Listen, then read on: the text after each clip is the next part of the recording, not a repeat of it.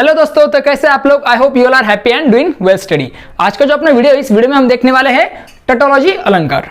Okay, ये जो अलंकार है टोटोलॉजी, ये आज हम समझने वाले हैं।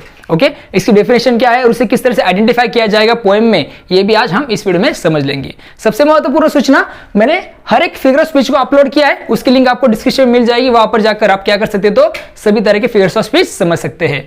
ओके, चैनल को लाइक, शेयर और सब्सक्राइब जरूर कीजिएगा। चलिए फिर बिना वक्त गवाए शुरू करेंगे टोटोलॉजी, जिसे पुनरुक्ति अलंकार भी कहा जाता है, उसे समझने के लिए।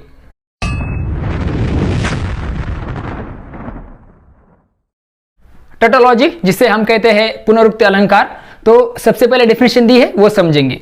डेफिनेशन में क्या दिया है देखो, tautology is a figure of speech, यह एक अलंकार है वेयर, जहां पे टू वर्ड्स, जहां पे दो शब्द, दो से ज्यादा भी हो सकते हैं, हैव सेम मीनिंग, जहां पे दो शब्द यूज किए जाते हैं जिनकी मीनिंग कैसी होती है, तो सेम होती है।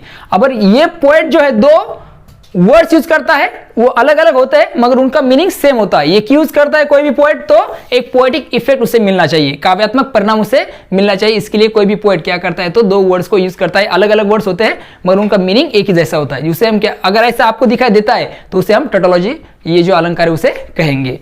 और एक डेफिनेशन दिए देखो, tautology consist in repeating the same facts. Repeating the same facts, fact जो है वो कैसे होंगे, सेम होंगे, आइडियाज भी कैसी होगी, तो सेम होगी इन डिफरेंट वर्ड्स।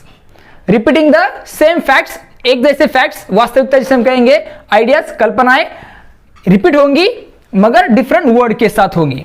एक ही पोएम में, एक ही लाइन में क्या होंगे, तो दो अलग अलग वर्ड्स होंगे मगर वो क्या करेंगे, तो सेम फैक्ट को, सेम वास्तविकता को दर्शाएंगे या फिर सेम आइडिया को वो वहां पे दर्शाएंगे, सेम कल्पना को वो आपके सामने रखेंगे, उसे कहा जाएगा। अगर ऐसे वर्ड्स आते हैं किसी भी पोएम में, किसी भी लाइन में, तो वो एग्जाम्पल रहेगा टोटोलॉजी, यस, अलंकार का। एग्जाम्पल समझेंगे। देखो, सबसे पहले एग्जाम्पल है हमारे पास, they love to quiet and speechless. Quiet mean शांत, क्वाइट, स्पीचलेस मीन्स कोई भी वर्ड ना यूज किए, उसे भी हम शांत कहेंगे। ओके, तो they love to be quiet and speechless, उन्हें पसंद है शांत रहना, स्पीचलेस रहना। तो ये दोनों वर्ड जो है ये अलग अलग है मगर ये सेम आइडिया को रिप्रेजेंट कर रहे हैं वहां पे, और वो है शांतता। ओके, पीस जिसे हम कह सकते हैं, अलग अलग वर्ड से। ओके, इस यहां अभी ये लाइन में दिखाई देगा आपको कौन सा, तो टोटोलॉजी, ये अलंकार।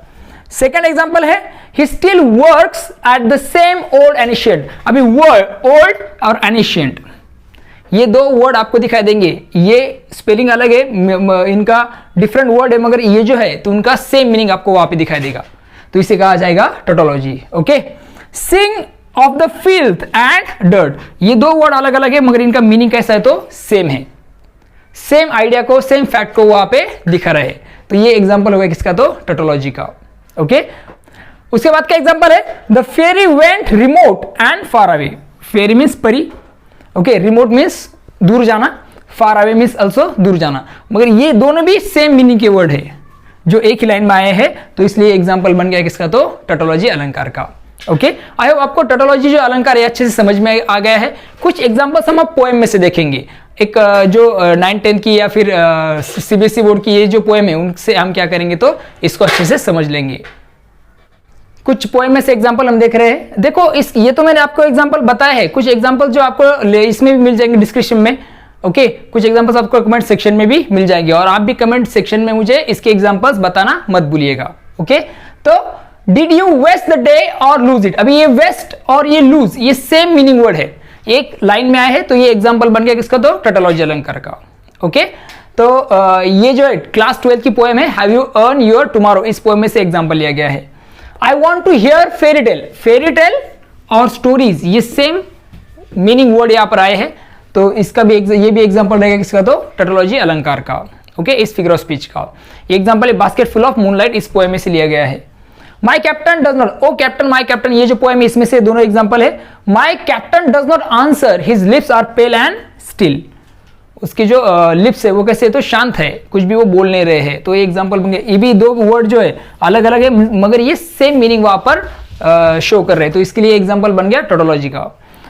Rise up and hear the bell, up और राइज, ये दोनों वर्ड अलग अलग है मगर इनका जो मीनिंग है वो सेम है यहाँ पे। ओके, उठना जिसे हम कह सकते हैं।